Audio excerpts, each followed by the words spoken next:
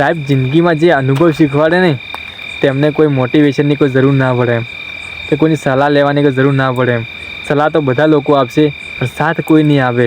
આમ કરો કે તમે આમ કરો પણ કોઈ સાથ આપવા નહીં આવે. અને સ્વાર્થભરી દુનિયામાં સાહેબ હંમેશા આપણા ખાલી આપણું એક મેન કે દેખરેખ રાખવાવાળો એક હોય છે ને, એક મમ્મી પપ્પા.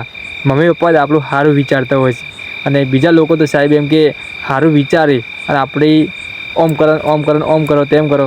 પણ સાહેબ પ્રગતિના પંથે તમે જતા હોય ને તો તમારા હંમેશા એક વાત હંમેશા યાદ રાખવાની કે 99.99% કે તમે પાડવાવાળા આપણા જ લોકો હોય. અને આપણું ભલે હમ ગમે તે મીઠી મીઠી વાતો કરે પણ એ આપણા નહીં હોતા હંમેશા. અંદરથી તો સાહેબ કેવા છે કેવા નહીં પણ આપણે આગળ ગમે એટલી મેઠી મેઠી વાતો કરી પણ હંમેશા એક વાત યાદ રાખવાની કે આપણું સારું ના વિચારતા હોય એમ.